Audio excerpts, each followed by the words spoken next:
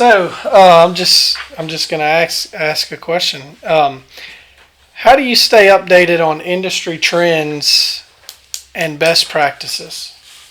Woo! Industry trends and best practices.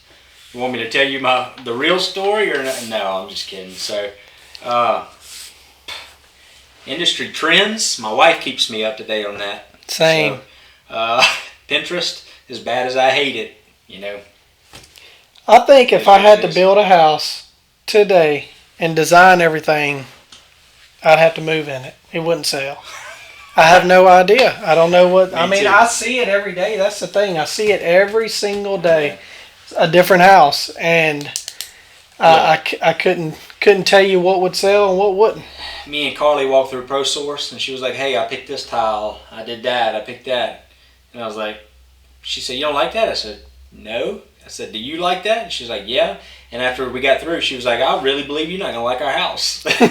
That's why God made women. Probably not, but I'm stuck in my ways. I like what I like, and I like all the whites, and everything could be white. So that changed 10 years ago. I hated white, but now, I like white. That's it. It looks good, but we don't like maintaining white. No, you're right. I think I'd be better off painting the outside of my house every year than pressure washing it 3 times. But anyways, so industry trends. So the answer is we don't. We rely and lean on our wives and designers to do such. Pinterest. There is some good inspiration out there. I feel Instagram. Like I think they get it from Instagram and Pinterest. So there's our answer. There's a couple of right, exactly. There's our answer. I feel like there's a couple of really high-end contractors that some people follow. I'm just being honest. Which you would if they set the trend. We're talking 2 million plus. Oh, of course, yeah. If they're doing something and they're selling, then if we can bring that into a more budget standpoint, or maybe in a smaller house. Yeah, I remember the first time I seen the bright green cabinets or the dark blue navy islands and I did the same thing. And laundry cabinets. Look at the house we built in Prairieville. We did. What was it, like a teal or something? Yeah. And same thing in my house now. I got that blues all over. But first time I seen that, I thought it was crazy. Well, me too. Whenever we built our little apartment, and before we built our house now, but when we built that little apartment, Carly told me she wanted navy cabinets with gold pulls. I said, "Are you crazy?" I've seen it 100 times. You look online, it's like everybody. And it looks good. We can't deny it. When you see it, it looks good. The house in that we entered in the parade 2 years ago, Destiny, when she first told me green cabinets with the white and black mosaic on the floor, I just kind of looked at her. Yeah. And the more, even before it was done, the more I thought about it and looked at pictures. I was like, it really looks good once you do it. But it's like, visualizing that, I can't do it. But, it is what it is. So what advice would you give to homeowners embarking on a new project today in this economy with prices the way they are and interest rates are, not super high, but they're uncomfortable for people. So everyone's trying to get maximum house out of, who doesn't want the most they can get out of a home for cheapest they can, of course. So what I would say, and I'm a big advocate for cutting out any wasted space, period. Nothing trumps square footage, realistically. You cut square footage, you're going to save money. Yeah, period. Can't deny that. Now, obviously, if we're talking about putting $150,000 worth of wood, certain kind of floors in a house, it's a different ballgame. But, if you take basically the same finished house and you cut square footage, you're going to save money. So that's what I would look. You and I have talked about this a couple times, and I'll use my house, your house for example. My house is, it's not a barndominium. We'll cover that subject another day, but it's stick frame built, 10-foot ceilings. But on the outside of the house, it's got the old 100-year-old pine timber. It's board and batten style. It looks like a barndominium, if you will. Some of those things I think became popular for being budget friendly, and maybe that's a conception there. We're gonna do a whole day on that. And that's kind of coming up too. So I guess advice wise, my biggest thing would be you can't over plan. You Keep can't planning, plan. That's right. plan again, So and then plan some more. just like your house, you're right on the road. Everybody sees it, Mm-hmm. and you built that house as an investment to showcase your work. Correct. So that house is beautiful from the outside. My house is pretty from the outside too, but it's totally different. My house is 54 by 53. It's a square box with some timber posts. My money is spent in the inside. I wanted to spend money to where, like we always talked about, we want our kids to stay at our house for as long as we can. So when they're teenagers, I want to be able to host and then want to be there. So, I don't have a budget-friendly house. My wife, or back to our last quote, we got antique and Pinterest doors everywhere. Yeah, Pinterest doors. But, we spent the money. We cut down any wasted space. There's not one single piece of wasted space in my house. So I cut down the square footage to the minimum.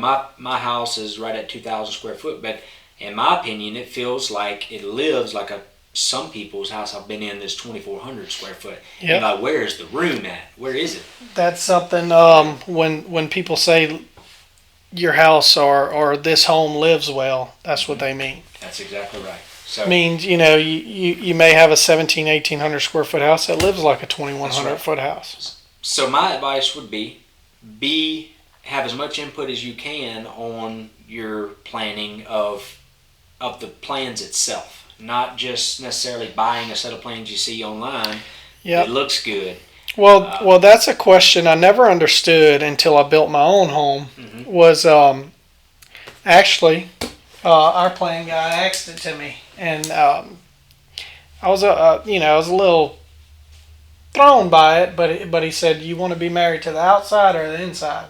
So when you find a picture of a home and you love it, it's your dream home, it's beautiful from the outside, which is where 90% of people get their plans. That that the outside, for most people, that's important. Yeah, catches your eye. Yeah, right it's appealing. Right. So then you make the inside accommodate for what the outside looks like. So you can't take a house that looks one way and guarantee that you can do what you want on the inside. So I mean, even going back to the you and me thing, when we first started shopping for our plans, the houses we picked that we really liked the front were 2-story homes. Right. So we can't get that look without a 2-story home, so unless you're just throwing money away. away. Direction too that you wanted to go. That's right. And we met with a nice couple a while back, and their biggest thing, they didn't really care what the outside looked like. They had a function thing going on, and that's something that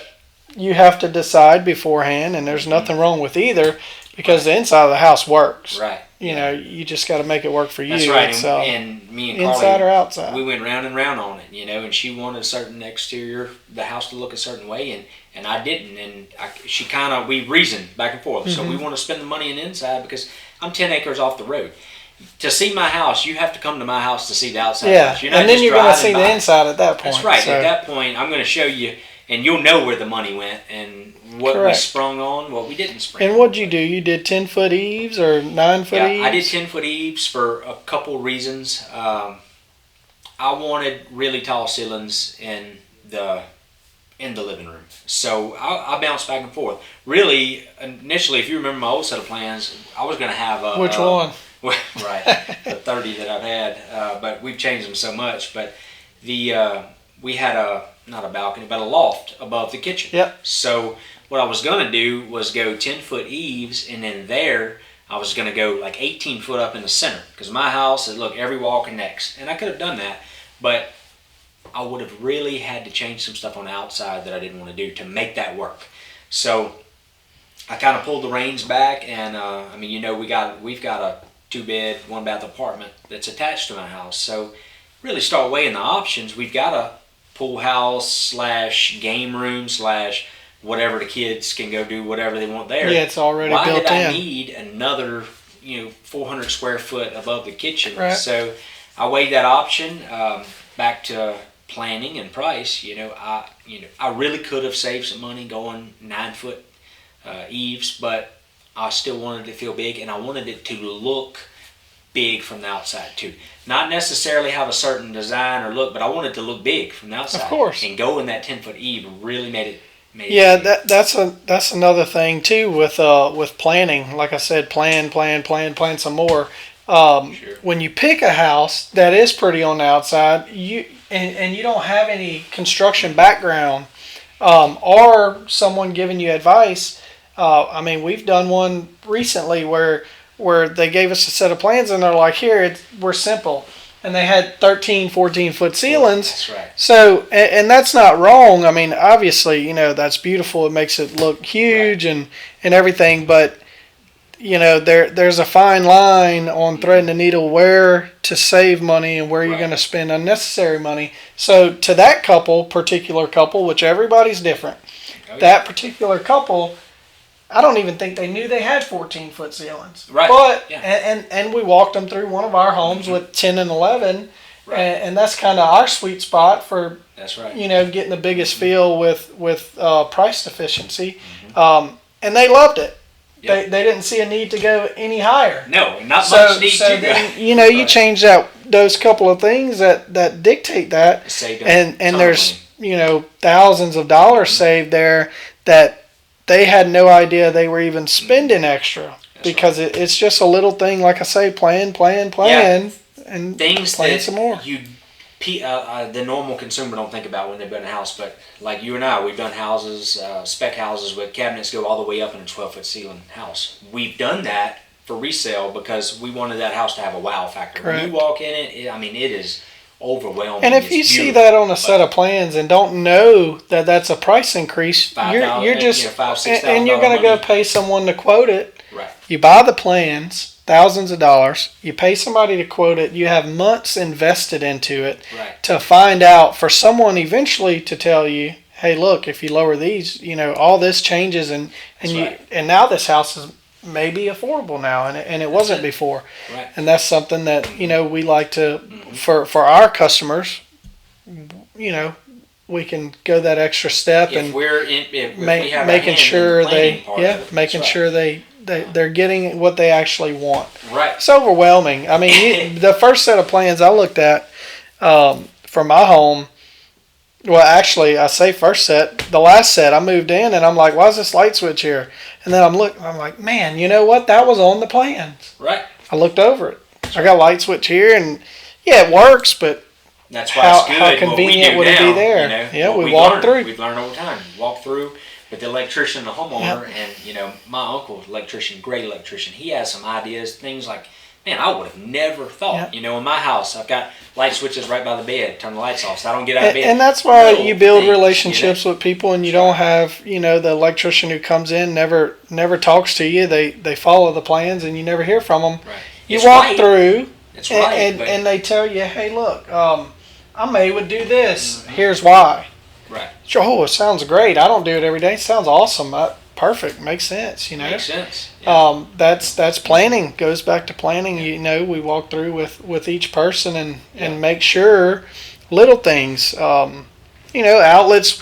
The first time I seen it, I was like, "Why is there an outlet up on the wall?" And they're like, "That's where the TV's going." I'm like, "You know where your TV's going? Great idea. Right. And you haven't built the house. Planning. Right. I know planning. But back to your question there. Interest rate. Here's my opinion on it, and I heard Dave Ramsey just going over this the other day, but it's true.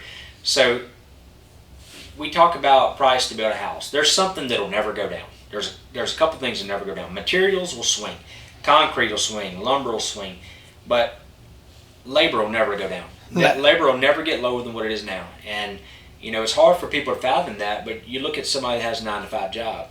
They get a cost of living raise just about every year. Yep. The guys that are framing a house, the guys that are plumbing a house, where's their cost of living raise? Think about that.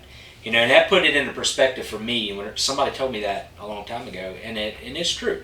Those guys are just making a living just like you and I, just like whoever's building the house, and they need to be taken care of as well. Times get tough like it is with interest rates. Everybody's pulling back on building a house. Yeah. So what are these guys doing? So you're good guys. We try to keep them working, do that. But interest rate is something that you'll always be able to refinance out of. Interest rate's going to swing. I would not let interest rate deter me from building a house. If prices to build a house right now is as low as they'll ever be. They ain't. Yeah. Come If up. you can swing the note and you have any thought or belief that they're going to come down, which they're going to always swing which way, who They will knows, swing or when. eventually. But when is the When key. and how much, who Sure. knows. But if you believe that, then yes, it's always, say you're 28 years old and you want to build a house. Well, yeah, if you wait till you're 35, and this is just an example of the waiting period, now all your labor went up, material went up. The Yeah. cost is going to balance out. I'll tell you, give you a prime for if your example. interest drops when a you built hair. your so- house, I remember I was driving down the road and I seen your house coming up. I was like, man, Johnny is hitting that peak Yeah, of material. And you was, man, right in COVID, everybody was grabbing like $65 for a sheet of OSB. Yeah. And I was like, God, Man. he wasn't paying. And you still built your house significantly less price per square foot than just when you built your house. oh man, I've been in it 3 years, So 3 and a half 3 years. And I'm building my house now, which is probably close to the same finish as inside. Same size. Your exterior is way nicer than mine. I've done electrical, plumbing, floors, doing all that myself, and I'm still going to come way higher price per square foot than you That's did the just 3 prime years ago. example. Right. Now the only thing in there, the only variable is the interest rate. Mine was lower, which I kept saying, we need to wait, and Just like of I course did, exactly Destiny, what I did. was ready, and we agreed that it was a Right. time, and thankfully we did, because man, I wouldn't imagine what it would be Yeah. now. Prices is never going to come down. no, it's- just It's a 2017. good investment. It's going to go I up. tell this story all the time. I mean, me and Casey, Casey Hardy, we built a house in 2017 together. We're just gonna flip it. We built that house. It was 1458 living, 2 walk-in showers, 3 mil slab granite, real wood floors. Beautiful house. Starter home. I say that you could live comfortably in that forever. house. It lives big, very high-end finishes. Built that house for $126,000. Yeah. Okay, that house today appraises for $260,000. Then in 2017, it appraised for $169,000.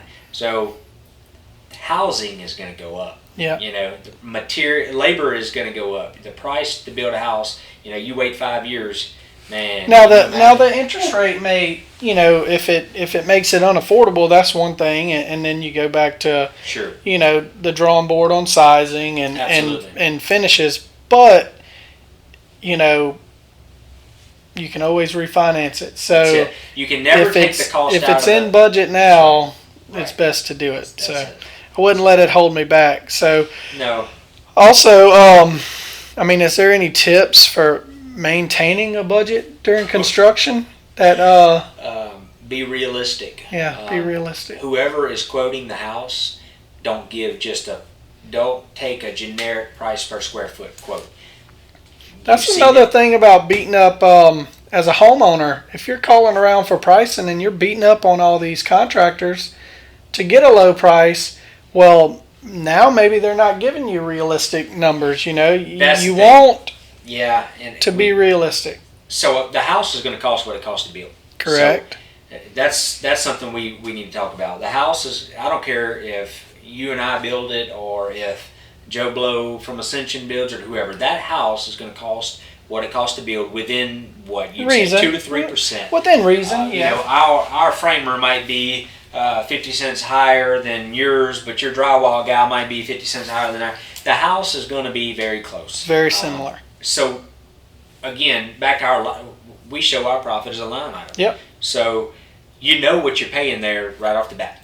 So that house, it is what it is. Yeah, it's hard to nickel and dime a home, and take certain shortcuts. We've had requests that we turned down before on trying to and look, we're all trying to cut costs on them, even us. Absolutely. In our personal homes, with the economy and prices of things and interest rates, but Sure. there's certain things we won't cut costs on, so we don't want to put our name on something That's that right. we're not going to proudly stand on side of in 10 years. It's not about today. They're all pretty today. Well, yeah, absolutely. So but, building quality homes for down the road, you throw is vinyl something that siding on a $500,000 house. It's like you're wrapping this beautiful thing Yeah. in something that's just not going to last you. Yeah, and it doesn't add any structural right. support either. Well, a big thing we hear all the time, can we save money? It's just going to get you, but can we save money on doing stained concrete? Yeah. We hear that a lot. If you do it yourself. If you do it yourself, you can save That's money. A winner. But by the time you pay a sub to go in there and stain the concrete and prep it, you're not really saving that money. And do you want to do that? That's another question. Do you want to do that? And there's so many variables, man. I mean, whether the strain it puts on your back and body, harder substances versus another. That's one story. Also, that's me. I can attest to that. Also, with a lot of things I've seen in the past is the people who and that's just this example, the stained concrete. I'm going to cover it up in a year or two. Well, they don't understand what goes into it to cover it up. So if you're adhering to things like that, right. there's other steps you have to go into, and then your budget or the money you would have initially into that project has tripled. That's right. Because you're having to undo certain things, right. And that doesn't apply to every covering. I can tell you back whenever. It's just one example. Well, I was laying floor in college. We would lay tile for 75 cents a square foot. Can you imagine? Yeah. It's just times change, stuff goes up. And pricing changes too. Like in your area, county, parish, whatever. I see where guys from the Northwest, they post their prices, and I'm like, man, I'm packing up and I'm going lay tile in Oregon. That's right.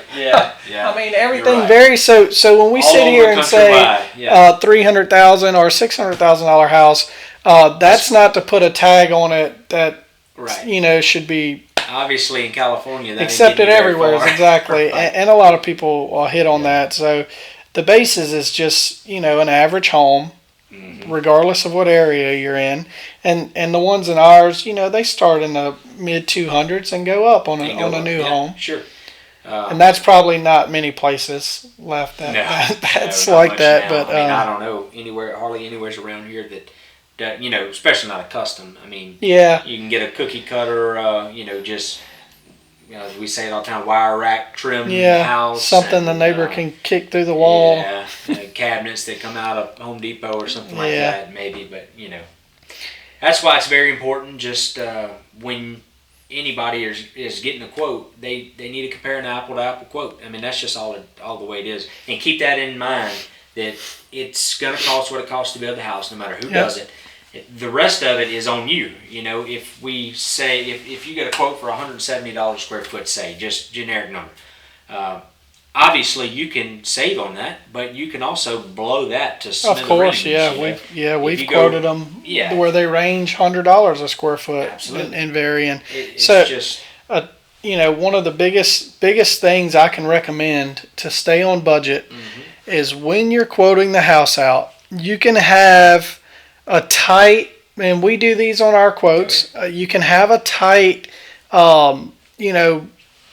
straight budget line, but you need to have another line with cushion, and you need to pad it and put a little cushion within reason to where you expect the worst, and that allows you to stay on budget because realistically, if you quote a house out today and we start building it in 3 months, that house, with inflation, if you calculate in the economy's inflation rate, there's no way you can build that house on budget. No, not if you wait. So we do ours in budgets. Obviously, we quote them out, as you mentioned before, but it's good to pad them, and then that way when you go to the store and you have, you got a $9,000 quote on countertops, but you put 10 or 9,500 or whatever. Give yourself an expectation. You go in, you're saving money. You shoot for a number, but you have an expectation to pay a number. And that would be. So if you go in and it's 8, awesome. But if it's 9,500, you're still in budget because you prepared, with a little cushion. So we do that on every quote anyway. So somebody might come back and say, hey, them boys are high, but everybody needs to understand we're going to give you a higher, typically we're going to try to give you a higher number because everybody's going to be mad at their contractor if they come back and say, hey, we're way over budget on this, if we gave you an unrealistic expectation. Yeah, I mean we've saved $15 to $25 a square foot Absolutely. off of houses we've budgeted out, and that those savings were theirs. So that's right. Yeah, and that's another good point. That goes directly when you see your contractors their price as a line item. Everything you save goes back to the homeowner. So correct. at that point, once we plan correctly, we schedule things correctly. Everybody looks at the quote, and we do it in a reasonable amount of time from that quote. At that point, it's on the homeowner to save. Yeah. Save where they want. So. And there's plenty of ways to do it. Another good point.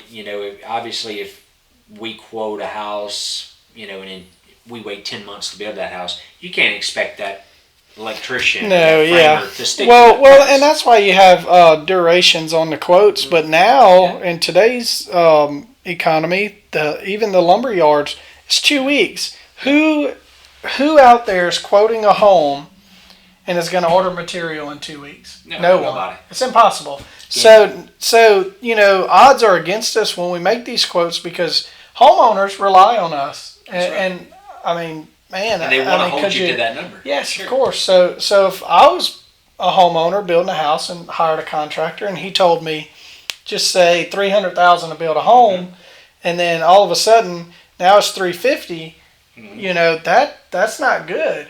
No. So as a contractor, even to protect themselves, because we're all on the same team, right? Sure. So to protect yourself, you go out and you put pad. Because when that lumber quote changes in 2 weeks, and a 2x4 went up $1 or whatever it is, those things make a huge difference, and they can come out and make us look like bad guys or heroes. It all depends on what you put. That's right. So you put a good inflation, cushion in there, and lumber skyrockets like it did in COVID. The homeowner goes to panicking, but you've already accounted for that. Now you're the hero. That's right. So it's always good to have like I said, an expected number to pay, and then we shoot down from that. If your hardcore budget is a set number and your bottom line quote comes out at that number, you need to change something and be cautious. And that's why if anybody's ever seen our quote, we do inflation, we do a trim variant, a framing variant. And then when every bid we get back, we add a little bit to that. So our quotes are high. Are high. Well, we show an actual and too. We do show what came back as an actual, and that's what we shoot for. Everybody shoots for that. Of course, shoot for. But we also want to give an expected number to and everyone's human. I mean, we had one couple of years back where the lumberyard missed the 4-post on the front porch. We missed it. I mean, if you've ever seen a lumber quote, they're overwhelming. There's hundreds of items on there. This one was serious too. And every lumber yard's gonna label things differently and whatnot. So absolutely, it happens. It does. Yeah, happen. I mean, you miss something, and that little bit of cushion in there comes back and saves you. Sure. We're human, Everyone makes a mistake here and there. So absolutely. So what's our next topic?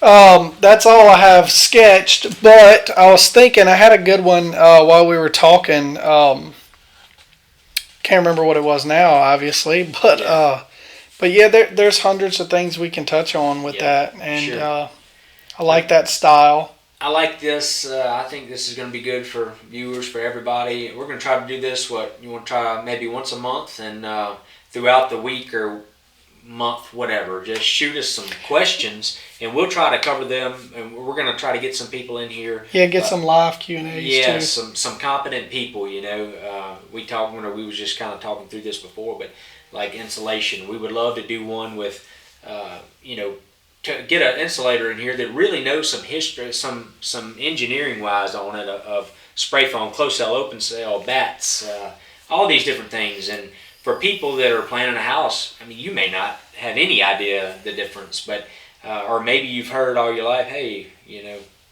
spray foam's better, but do you know the bads of it too? Yeah. Do you know, we're in South Louisiana where we got humidity. So there's some things there that need to be. Yeah, and that's a good thing with hiring professionals, man. You know, if I call you up as a sub for installation, I'd say, hey, I want this. You're going to come out and do that, right? Because that's what I asked for. Mm-hmm. But if you call and you talk to a professional establishment, company, whatever, and you know you're out there to get information, so you tell them, this is what I'm looking for. This is my goal. Mm-hmm. What's your input? And talk to professionals. Talk to 2 or 3, and get real world advice where you learn the bads. You know, that's good. So.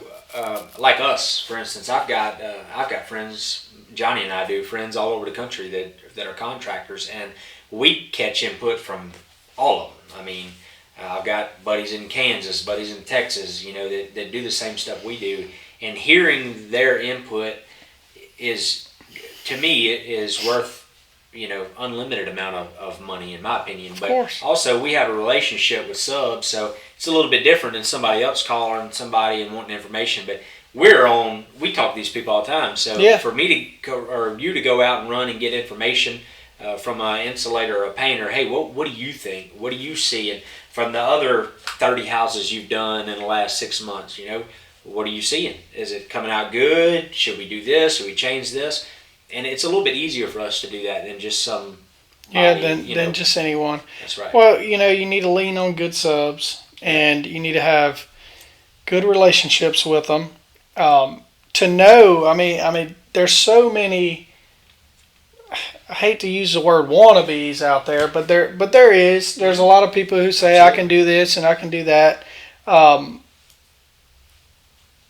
and you know, leaning on the wrong people for advice is for information. That's right. Yeah, that's something that'll get you too. So yeah. Well, good. Well, we'll probably wrap this week stuff up. But any questions, answers?